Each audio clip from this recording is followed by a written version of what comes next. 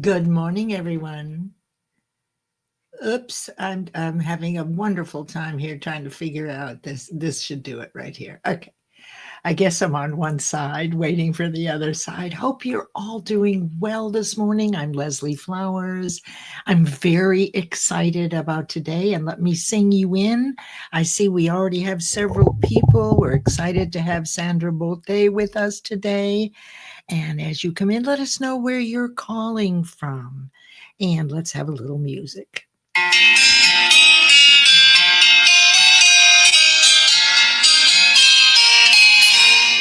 All the leaves are brown and the sky is gray. I've been for a walk on a winter's day. I'd be safe and warm if I was in LA. California dreaming, baby, on such a winter's day. Stopped into a church I passed along the way. Oh, I got down on my knees and I began to pray. You know the preacher like the cold, he knows I'm gonna stay. California dreaming, baby, on such a winter's day. Little reprise as I welcome you in.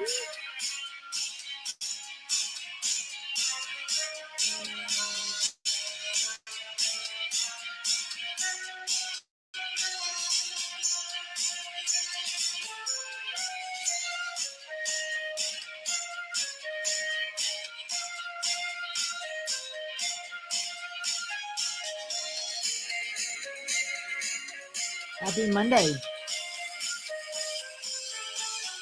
All the leaves are brown, oh, and the sky is gray. I've been for a walk on a winter's day. If I didn't tell him I could leave here today. California dreaming on such a winter's day. On such a winter's day. On such a winter's day.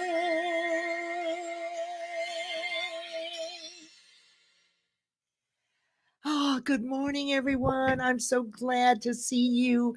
It's a Monday and it's this there. It isn't gray. It's sunshine where I am. How is it where you are? I'm so glad to see everybody and really excited to have Sandra with us today. So I'd like to tell you a little bit about the purpose of Mind Over Matter Mondays in this new format. There we go. Perfect. So we've done dialogues for over a year between myself and a number of fabulous co-hosts. Nicole has been one. Paulette Hallam has been one. I think Christine, can't even think of her last name now. But we've had some great co-hosts. And since you've heard so much from me and you've been here repeatedly, it occurred to me that because my way or the process that I've used for 20 years that's yielded 500 documented positive results is not the only way. Not everybody resonates with everything that everybody says. And the whole idea here is to go from confusion to clarity as we grow in conscious awareness of our infinite potential. So I may be good for you now, and someone else may be good for you in 3 years, right? And so what I'm doing here and what we're doing is bringing in practitioners that understand and focus on thinking in the mind. Honestly, of all of the training I've done all the noise out there, all the all the rewiring, all the buzzwords, all the making $1 million, or millions, all of that is fine as long as you have a process that works. And the beauty of our country is that you don't have to be certified. You can be, and it's very helpful to know theory, but like in coaching, you don't have to have theory because theory is new, but it's helpful. What you really need is, once you understand the theory, is to practice. So in our country, anybody can hang out a shingle. Well, today we got someone with 2 shingles. And I don't mean the disease. And we have been fortunate to have Elizabeth Borguez a couple of weeks ago when we first kicked this off, who is a professional hypnotherapist in interactive self-hypnosis. We did 2 weeks with that. We've been with Stanley Green for 1 week. We'll come back with him for another week. So you got to know Stanley and Elizabeth. And Stanley's is similar to a CBT, cognitive behavioral therapy, on the PhD or university side. His Power Thinking Corporation is all about mind. Mind and what we think are the only things we can control. And mind is the cause of all of it. It works with the brain. And Sandra and I've had many conversations about this. So the idea here is, today we have Sandra, who is certified in Neuro-Linguistics. The process, let me just bring this up here for just a second. And she's also a certified hypnotherapist. Okay, so she's a certified master of Neuro-Linguistic Programming, which is NLP, and certified mental emotional release hypnotherapy. So that's an MER. But we aren't going to be looking at that today. Today we're going to look at NLP. All of the guests that I bring on have studied deeply and have results, and will give us the first few steps after explaining how this particular concept works, and then give you the steps with some information of how to begin practicing right away. So this week we have Sandra, and we have several other professionals. And when I say professional, it doesn't have to be a degree. If it is, great. I forgot that I had a certification, and I was being a proponent for non-certified people for a long time, until I went, wait a minute, I do have a certification. But it's interesting, over 20 years, no one's ever asked for it. So it's important to have it, but that doesn't mean that you have the theory, but you don't have the practical application. So long story short, what you want to do is your due diligence. Ask to see results. So that's what we're doing now on Mind Over Matter Mondays. That is to get your week set and to be thinking about, what are you going to think about this week? Are you just going to run through everything as usual? Or is there something you'll hear today from either one of us that inspires you, that launches curiosity, that has you going, darn, I really like that? And then come back next Monday. We'll have Sandra back, and not necessarily next Monday, but we will have her back. We're having Stanley back, and we've had Elizabeth a couple of times. So without further ado, allow me to bring in our dear Sandra. Oops. Oh, shoot. Hold on. Add to stage. There we go. Forgive me. There we go. Hello. Hi, everyone. Happy Monday. Morning. How Good are morning. you? Happy Uh, Monday. Happy Monday.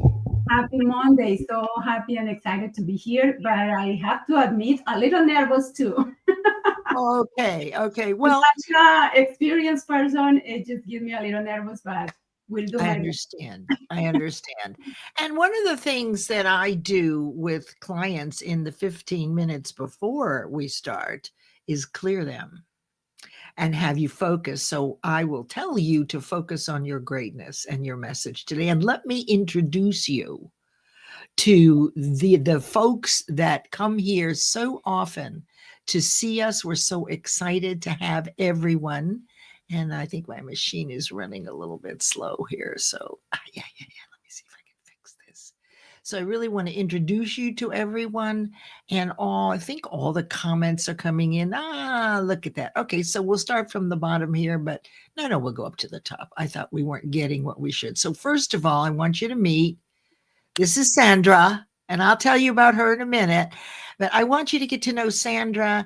And Sandra, if some of your guests are here, once I finish, you can certainly welcome and acknowledge them. Now, you might wonder why out of an hour I do this. And we were talking about this weekend, Sandra and I. So there's something about the way you see us, because all of you look for our greatness. I know all of these people, Sandra, they're not looking for us for that one baton drop as we're twirling 3. They're looking for the beauty of the 2 that are still going. Now, I say that because my daughter was a feature twirler, and you probably don't know this, but she twirled batons and competed in Drum Majorettes of America. And she did batons on the field in high school. She even got into college and did a lot of things on the field with the band. And it took years of practicing. And I remember when she first picked up her second baton, one went this way and one went this way. Now, why am I bringing that up? Mama, I can never do it. And I remember this because I'm going to ask you a question, Sandra, about what's going on when I say I can't do this, and how it encompasses how NLP, which is neuro-linguistic programming, there's a little information in the details, and how all my work and these other disciplines, and particularly NLP, has a way of explaining clearly so you can visually see what's going on. Out of confusion comes clarity, and we don't take steps when we're confused. So during this hour together, anything that's confusing to you, you can ask a question, give your insights, absolutely. But anything that is confusing, or you sense that you don't like it, or there's something wrong, just let it go and move on to the next thing. Because you may not be ready yet to understand it till the next time. We don't all learn at the same time. So let's do this. Wendy is here. Beautiful, beautiful woman. Please get to know her. She does the simplest posts. And Wendy does something that I'm going to share with you about her. Every so often, she sends me a beautiful message through direct messages about how touched she was about what we talked about today. Not a lot of people do this, and I'm not asking, I'm just saying it always comes as a gentle surprise. So I just want you to know, Sandra, that's who Wendy is for me. She's the person who at the perfect right time is inspired to just make a few comments to me privately about something she got. That's a very wonderful thing that we can all do. I'm going to do it all the time. And then here's Mark, a new friend, very consistent being here. And I admit I don't know him very well. He's from India, so it's late in the afternoon, probably tea time. And Mark has been very consistent. Now, Sandra in neuro-linguistic programming and my work, and everybody's work that gets achievement or that achieves things, knows that repetition is the first law of learning, and that we have to hear things over and over and over again. When we're ready for it to get clear, we get it. And then we move on to the next thing that's confusing. So what I appreciate about you, Mark, is your consistency. That's rare. However, this particular room has very many consistent visitors. And so I really appreciate you, Mark. Get to know him. There's Elizabeth. She's been with us, and she's up in Rhode Island. She's a nurse. Oh, gosh, Elizabeth has lots of books, and she's a registered nurse and a certified hypnotherapist. and a bunch of other things too.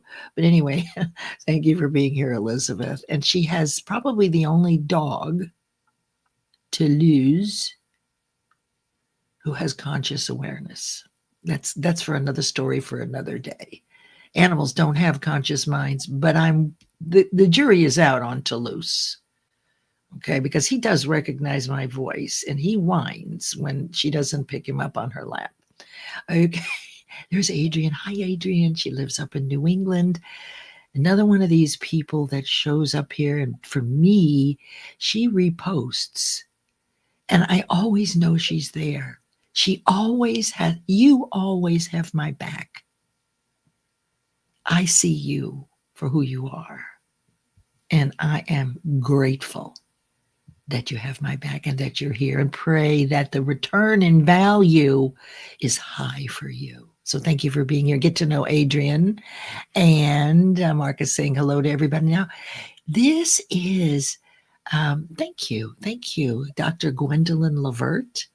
She is all about education and what can we do. I love her posts, and I haven't seen you in a while, Dr. Gwendolyn, so I'm very happy to see you here today.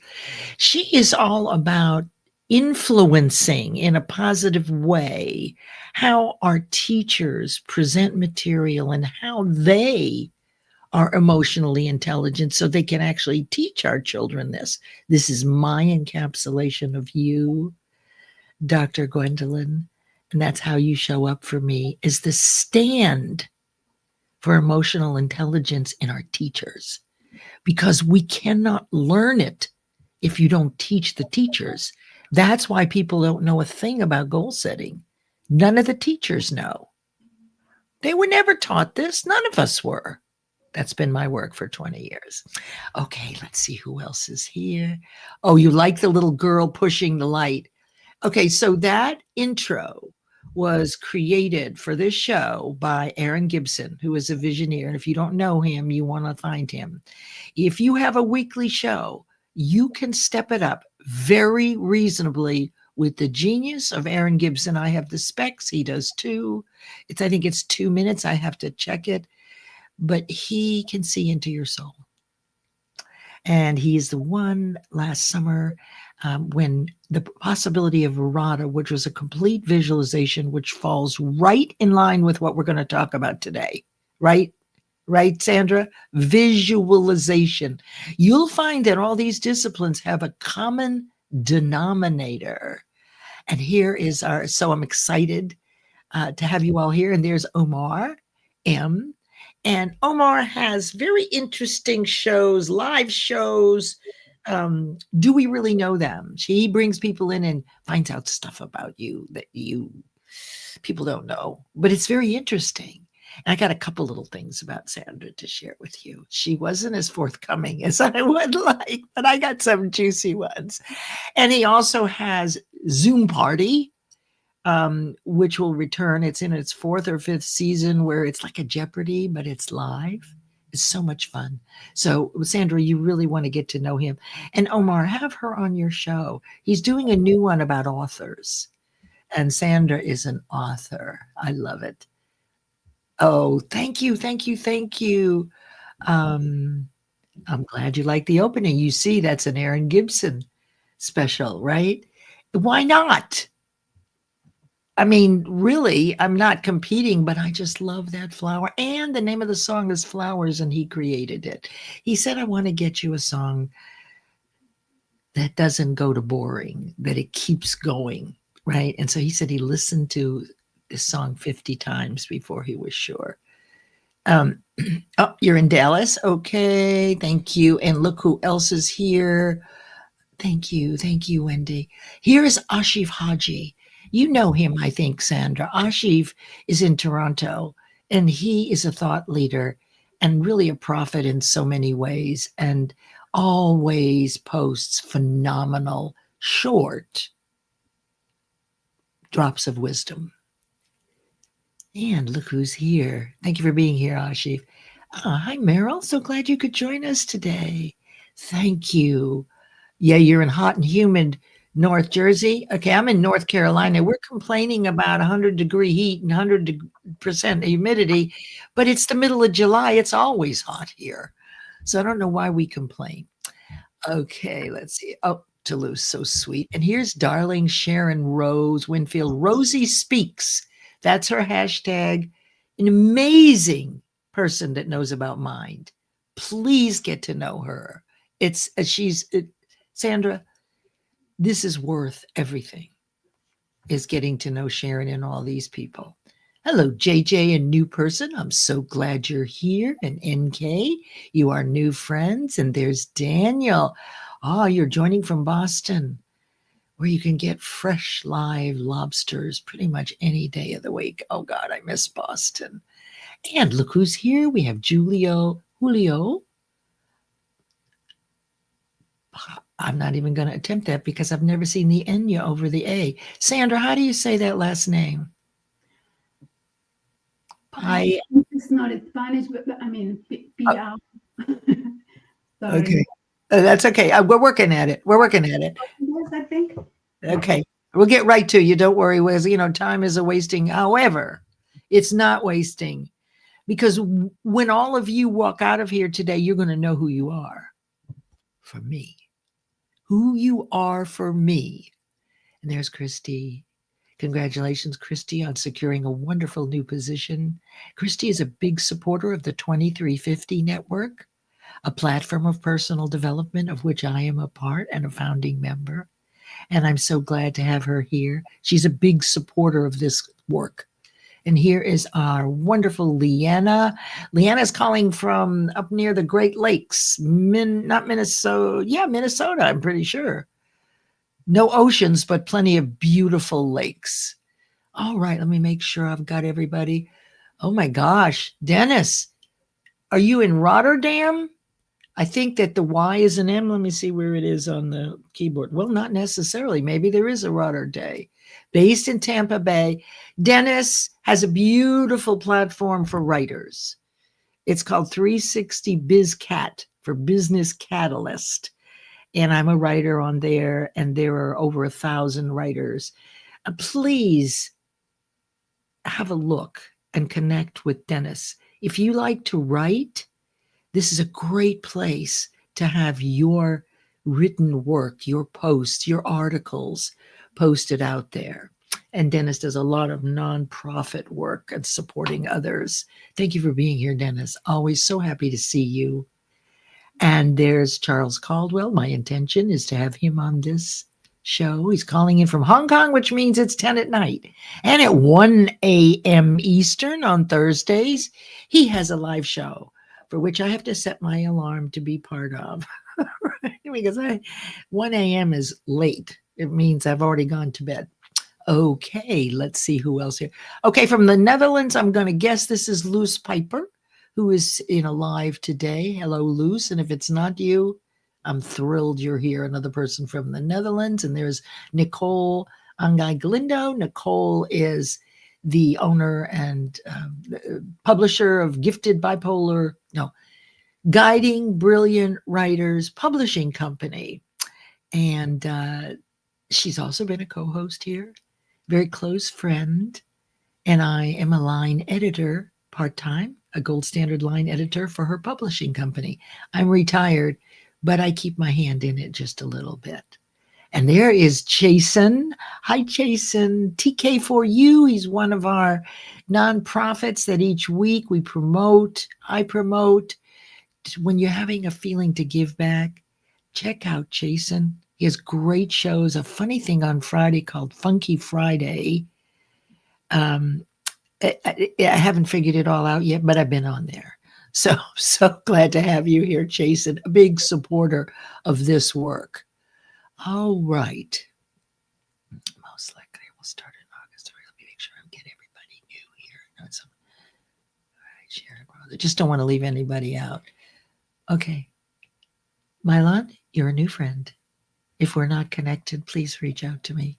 Thank you for being here. All right. Let me just see, because we do want to get going here. But these are people you have to know, Sandra. If all I did this whole hour was this, I'd be good. because I'm looking for the greatness in you. What you want to know is that your own greatness grows as you find it in others. We are a reflection of each other. The amount of greatness you have directly correlates to the greatness you find in others. So are you looking for what they're doing wrong? Do you find yourself doing that? So that comes from you, the things that you do wrong. So the things you don't like about yourself, you're going to go looking for in someone else. If you train yourself through repetition, looking for their greatness, your own greatness expands. And pretty soon that's all you do is look for people's greatness. And here's Elizabeth Falloon. So nice to see you, Elizabeth. Elizabeth is everything about ambiance, personality, style, hair, makeup. Just an amazing example of femininity and intelligence together. It's phenomenal. And we have our wonderful friend Leah Garcia, the Wealthy Wednesdays at 1 p.m. Eastern. She always talks about the wall of wealth, which is a system that allows you to buy modularly rather than buying everything, depending on where you are in your life. You don't need everything. That's what I love about the wall of wealth. I know you're getting itchy, and I don't blame you. Lisa Fevick is here. I just love all these people. Registered dietitian, always here.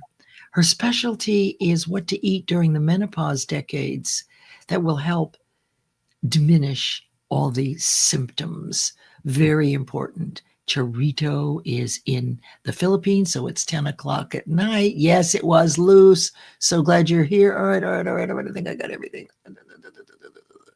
Okay, here we go. Are you ready? All right, so the first thing I want to tell you is a little bit about Sandra. So first of all, Sandra is the founder of Thriving Mindsets, and she's a first generation Latina corporate leader. And I got really super things to tell you about her. One of the things that I really love is that she found NLP, and she's going to tell us. She found NLP after looking at all these other programs, trying them and everything. This is the one that worked. So she, as I told you, she has 2 certifications. She created Thriving Mindsets to empower corporate professionals and immigrant entrepreneurs, and I would assume also immigrant professionals too, to unmute their voice, own their worth, and lead with unstoppable confidence. And that's what she's going to share with us, how you do that. I mean, that is phenomenal. Now, she grew up in Cali, Colombia. And interestingly, her degree is in business administration and economics. And that's what brought her to New York, right? And she had an 18-year career. And then she met her husband, and she and her husband and son live in New York City. So, Sandra, now that I've just been talking for a half hour, I want to start by asking you this question after I acknowledge you, who you are for me. You're the woman who ordered my book and was the first one to take a picture of yourself with the book to give to me the possibility of errata so that I could post it. I can't tell you what that means to me. That one act told me right away who you were as a support. So if I've got anything not right, clear it up for me about your background. But what I really want to know is, to start with, how is NLP different? And what is it that inspired you to go deeper? Why did it work better for you? What was it about neuro-linguistic programming that won out with you? Well, that was the one that resonated with you. So please, everybody, let's say hello to Sandra Bothe. Lots of loves and hearts. And now I'm going to let her speak. So tell us. Yeah. Okay. Thank you, Leslie, for that question and for the introduction. It's perfect. Nothing to to complain. Is actually really great. Thank you so much for that. About NLP, you were saying at the beginning that we learn many things, and when we don't practice, I mean, myself, I was always in love with personal growth, personal development, Yeah. self-help books. I could read those books like comics, or it's like I love them. But as much as I was reading, I never really got to experience the change that those books were telling me about, right? I will learn for a week, and never anything happens.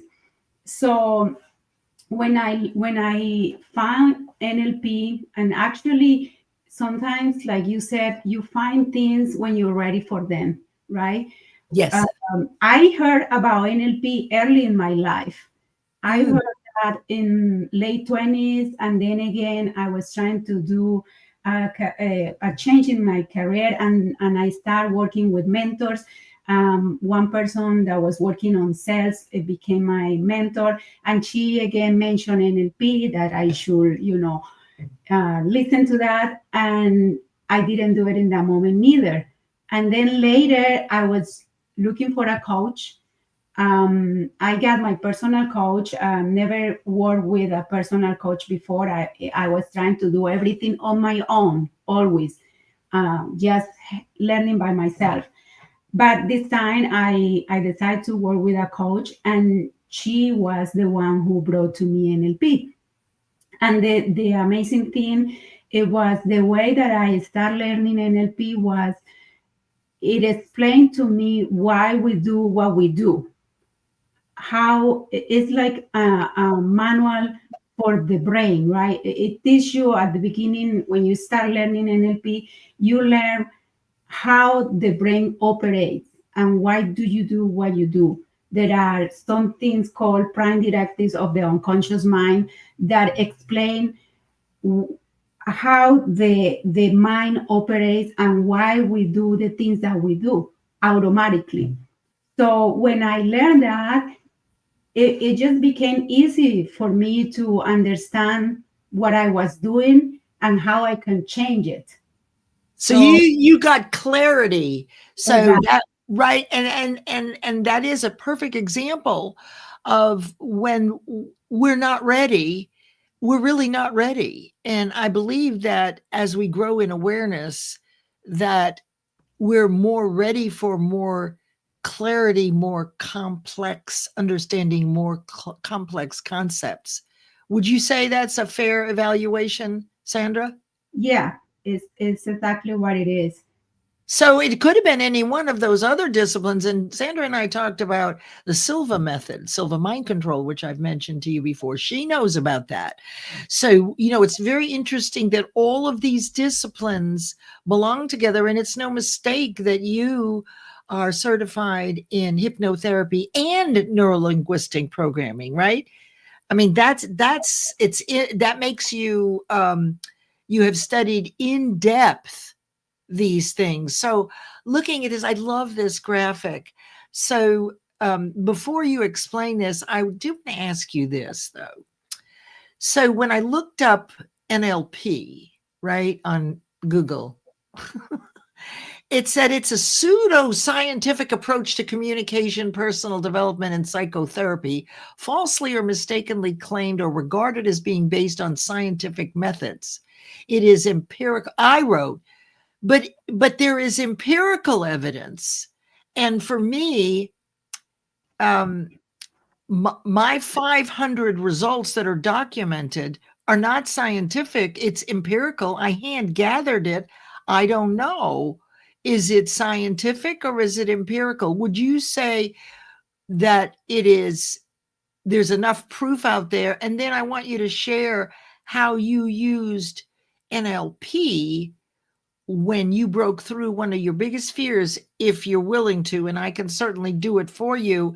But, like most of us, actually, let me just pull this off right now. So most of us are afraid to public speak, right? The fear of criticism and judgment is the top fear. If you break down to 6 basic fears, and fear of criticism and judgment will cause your fear in speaking.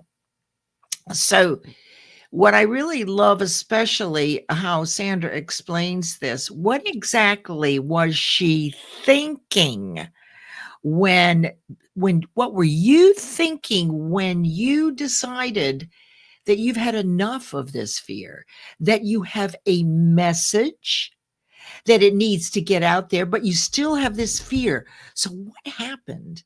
What made you break through that fear and do it afraid? Tell us. Yeah, it's interesting. I have a story for that. So I always felt that public speaking is something I would love to do. And in my head, I playing these videos, movies of me doing that. When I watch, especially motivational speakers, I love to listen to them, and I imagine myself being one of them. But that was all in my head. I still feel that I will never be able to do such a thing because I was too afraid of being in front of people and failing and then being judged. So I was 2 years ago, I was still in corporate America, and there was an event in the company where they asked me, I was part of the ERG, and they asked me if I wanted to volunteer for a speech for the Hispanic Heritage Month. Ooh.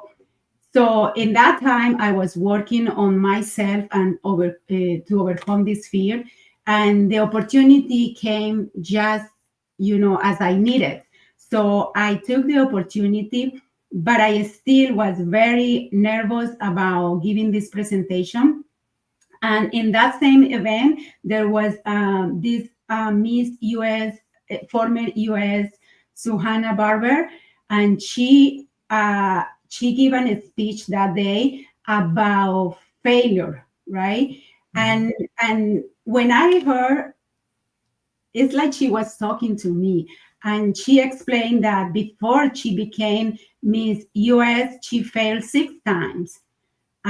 Somebody who met her younger told her, "You will be Miss USA," but she keep trying and say, "But you told me," and I keep, every year I don't get it, and so she keep doing it until the seventh time she got the title. And what she said at the end was that failure is really preparation. So when she said that, it clicked in my brain, like, all right, so if I do this speech today, I prepare my mind to think that it's not about doing it wrong or right, and that everybody say, "Oh, you did great." It's about doing it so that I can start improving. So that was it. That was the refrain that changed my fear, not completely, but it was the beginning. So it was enough, right? And it was also, you had thought about it many times, but I think this, proves the point, first of all, that repetition is the first law of learning. So you must start and practice. Nobody will deny that. But you were aware enough and willing and ready to do it anyway, right? But you weren't before then. So how many years would you say that you've been afraid of public speaking before my this? whole life. Your whole life. So we're talking 3 decades, excuse me. Well, she's only 30, so what can I tell you? No, I'm kidding. So, sorry about that. You're probably less than that. But the thing is that that's why we don't give up. This is persistence, the 8th principle of success. It also points to the story of 3 feet from gold, right? If you had given up, look, you did it though. And so you did break through, you did do the presentation. Now, the next time it will be simpler. Okay. So we can talk about who started NLP, but what I really want to know is how there are a number of ways that NLP actually helps us manage our internal and emotional state. Hang on, let me just go over here to these slides. So first, let's go here. There we go. So I popped this up for you because this is a great graphic, right? We're processing a whole lot of information into our conscious mind from our five senses. And then let me ask you this, is the internal representation how we perceive things or our view of things, Sandra? Yeah, the internal representation is really when when we are presented with, every second we are presented with 2 million bits of information. Right. Our brain cannot take all of that. So it only takes 134 bits per second. And the way that we absorb it is we delete what we don't really feel familiar or know about. We don't even really notice that information. We distort information based on our own experience, what is familiar, what we know, our background, anything, our culture. Based on that, we distort and understand and interpret that information that way. And we generalize the same way. The brain is always looking to save energy, right? So generalizing is the same as when we do labels. We group things like we label them. Well, so aren't those labels our view, the way we see our own view, our personal view Good. of something based on our experience of life. And when we have that information in front of us, we compare that with what we know, and then we create an internal representation of what that means to us. So that's why sometimes two people can be in front of the same event, but they see it completely different. Wouldn't you say that it's every time, not sometimes, but isn't our unique view always our unique view? Are there not as many views of a particular, let's say we all go to a rock show and there's thousands of people. Won't there be thousands of different views taken away and stored as an internal representation, all unique and distinct from one another? They are unique because everybody has different experience in life. Right. So Yeah. But yeah, it is. That's what I want. I mean, so every view is correct from our point of view. Exactly. That's one of the kind of principles that we follow is there is no really right or wrong. Everybody experience the world, and the way that they experience is correct for them. So Absolutely. I totally agree with that. So that leads to a very important point. Then why do we argue about who's right or wrong? Exactly. And what would happen? What would happen if in our dialogues and in our everyday conversation, if we gave everybody grace, we weren't trying to be right and making other people wrong. We were more like, being kind of curious and considering, right? And then take the views that resonate with you. So what would the world be like, Sandra, if we never argued about who was right or wrong, but we always looked for a better solution? What would we talk about? No, it will be, we may think it's amazing, but also from the point of reframing in neuro-linguistic, sometimes disagree is good because then we can see other points of view. And like you said, have more information that we can know, right? So yeah, it's okay to be in disagreement too. I mean, It's just to do it with kindness and objectivity. Don't just say, so in other words, there's a distinction between being angry and triggered by your fears and you're wrong and I'm right. Or there's another way to approach it, is what I'm hearing you say, which I love, is stop a minute and consider something that you didn't know before, that you might like it. You might take that. right? You might take that with you. All right, let me put this back up here. All right. So I want us to do this, which is, let's see how I can help.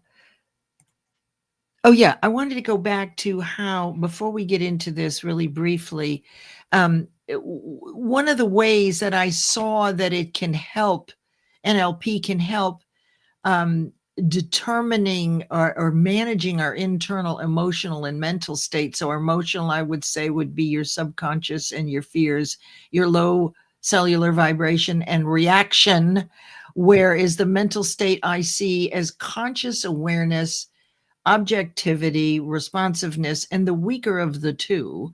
All of this is to intentionally program your thinking through repetition of the things you want to believe, because what we believe our fears, they're real.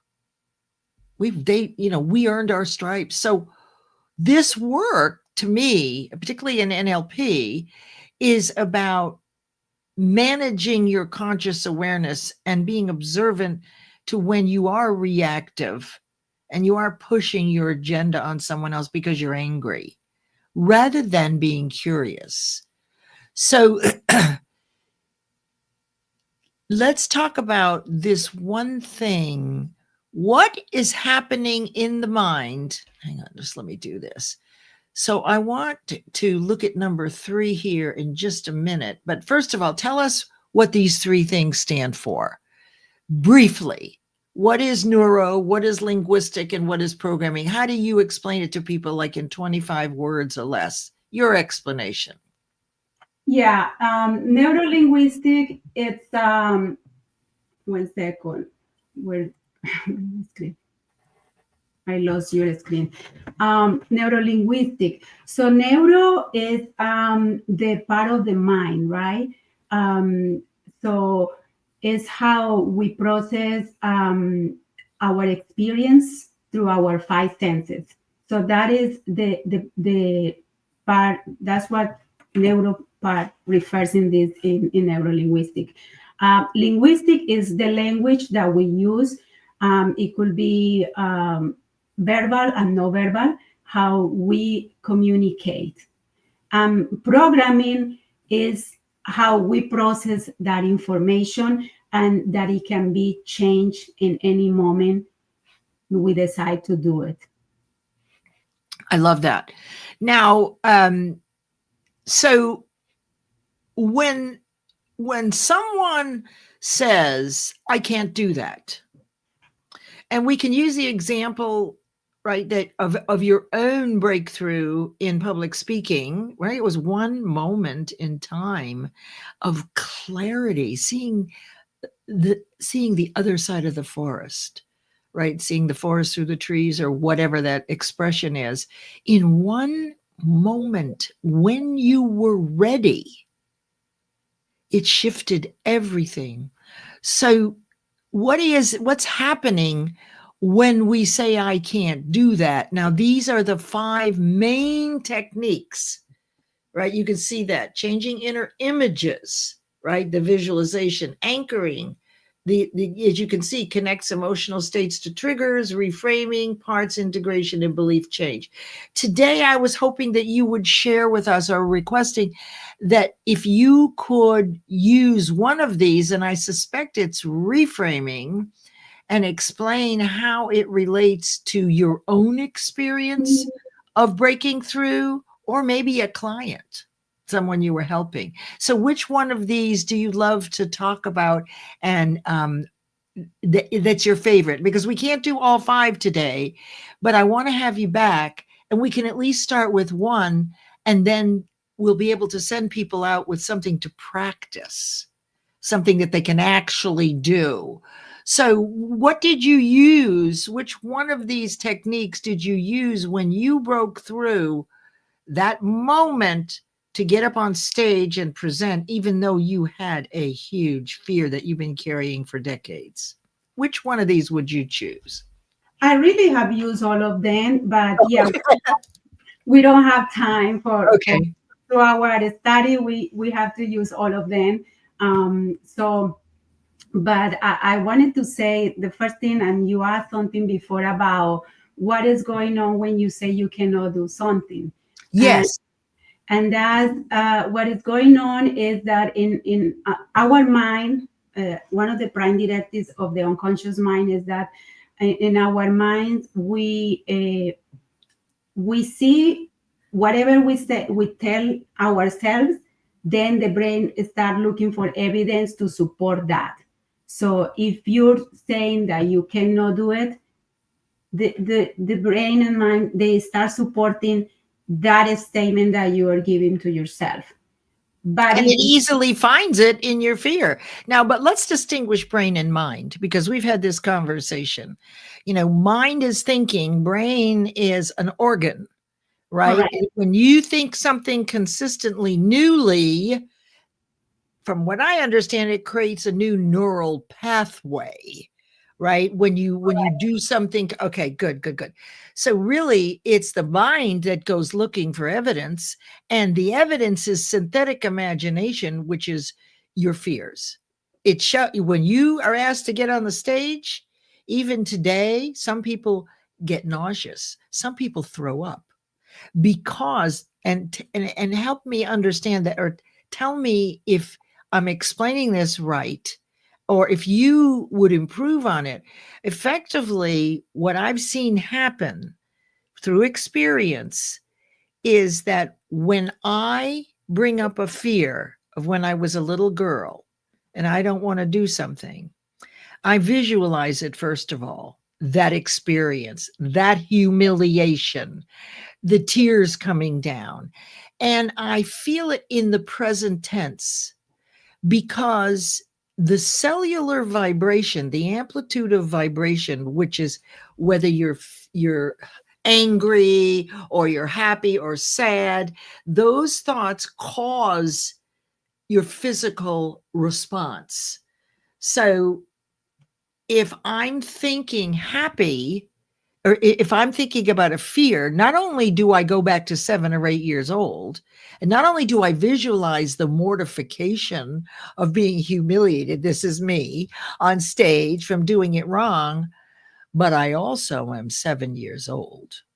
Now, what do you think about that? Is that why these fears that happened decades ago may never have happened again?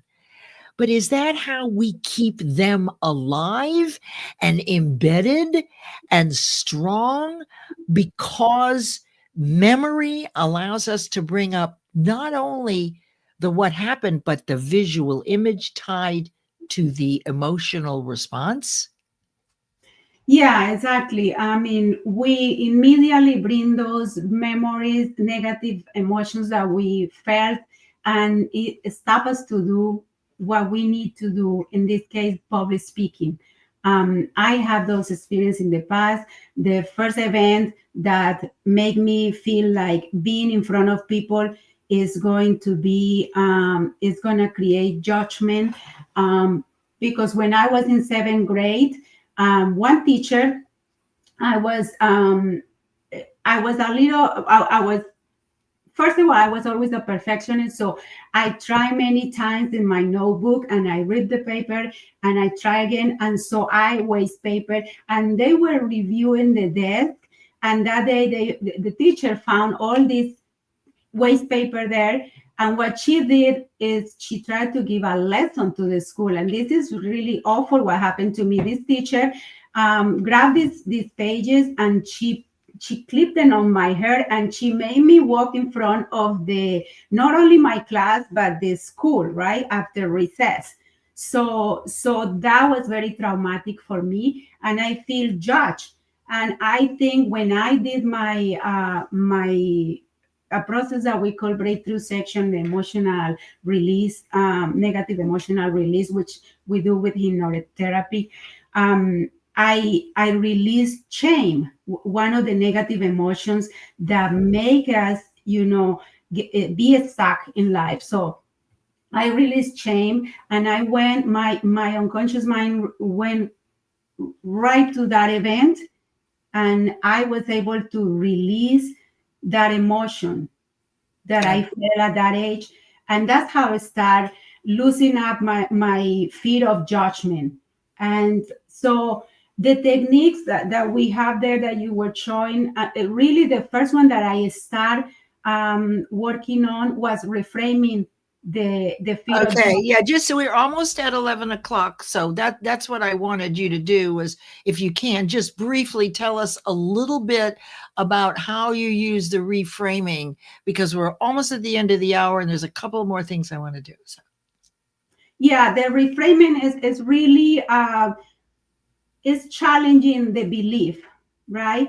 You start by saying, for example, if I'm never gonna be able to speak in public, and then we challenge that, but really you never done it at all, and then our unconscious mind start looking for information, and even if it's a small group or something, you start proving that that's not really true.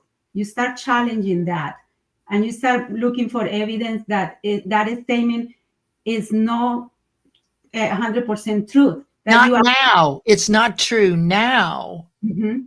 Well, it's Right. no longer true, but it was true, right? So what's so interesting about this is using the law of polarity, right? With the universal law of polarity of opposites. So effectively, while you've questioned yourself, is this true now?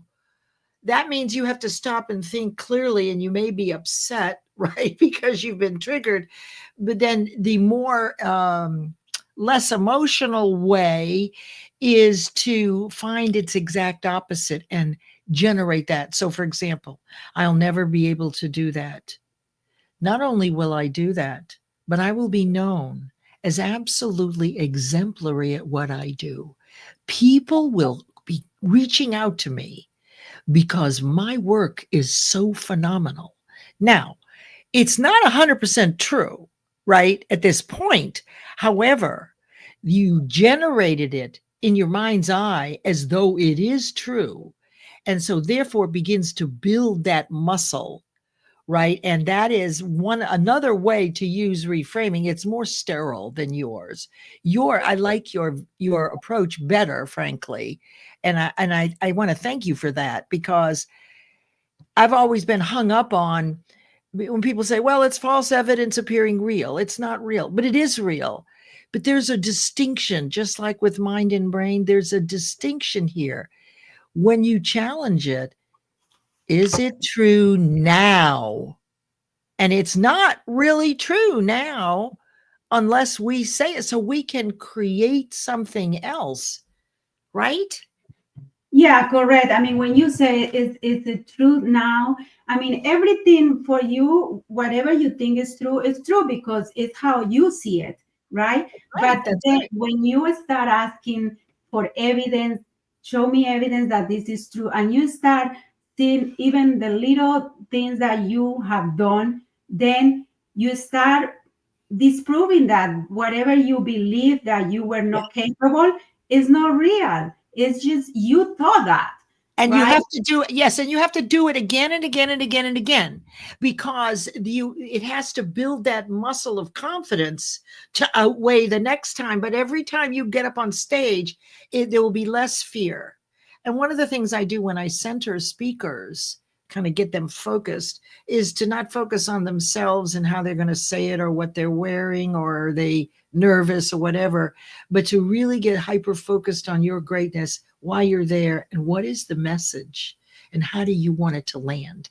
Because you can't be on faith and heart-centered service and in fear. So one has to outweigh the other, and in that moment that actually you outweighed it, right? Correct. There's something I want to share that is something I go by in NLP is there are 4 requirements for change, right? And the first one, as I mentioned, is releasing those negative emotions that we have. There are 5 negative emotions that really manipulate us, and is guilt, is anger, shame, sadness, hurt. These 5 negative emotions are really the responsible why we don't move forward. Once we release these emotions with hypnotherapy, we start making possible the change that we want to make with the techniques that NLP teaches. In my case, for public speaking, one of the things that helped me a lot was anchoring. Because when you do anchoring, you think about a time where you have a positive emotion, a positive feeling, and then you replace that with the fear of public speaking. And what I did is I anchored that to when I hear my name coming on the stage, Sandra Bothe, coming on the stage to talk. What I think in that moment, the positive moment in my life that I anchor that is when they call my name in the embassy in Bogota, Colombia, when I got my visa to come to the US. I couldn't believe it. I was so excited. So that was an intense moment of, happiness and positivity. And let us get into this when you come back, because we're over time now, and I know Lydia has something starting right now, Lydia Lowry Bustler, and I don't like going over, but I do want you to come back. This reminds me of heart math. Heart math is another discipline that we'll be discussing, which is, I guess, borrowing. It's the same thing as that. Let's see, let me just show you really quick, and then we'll end this up here. It's the same thing as anchoring, right? So you anchor to a positive experience, which raises your vibration. That's the whole point, which raises your entire body. Okay, so and thank you for that. I'm glad. I know you want to get into that, but we'll do that another time if you're willing. Are you willing to come back? Absolutely. Yeah. Happy to do that. Okay, so congratulations to Sandra, #1 bestseller international bestseller on Amazon, Unmuting Myself. And you can purchase, I don't know if I don't have the link there, but this is the name of her book, Unmuting Myself. Her name is Sandra Bothe. Go buy her book if you want to hear. Remember that she is a stand for those who come into this country and with less advantage, and to have them match the context of business success here. So I am so grateful to have you here. And one last thing, Sandra, before I bring you back into the studio, what are two things that people can do today and practice this week and begin to reprogram or to create a new program of one thing that we'd like to change? Can you give us one or two steps? One, identify. Two, do X. Give us 2 steps so that we can. Yeah, 2 simple steps is really to, like you said, notice, identify your internal dialogue, the stories that you keep telling yourself in certain situations, right?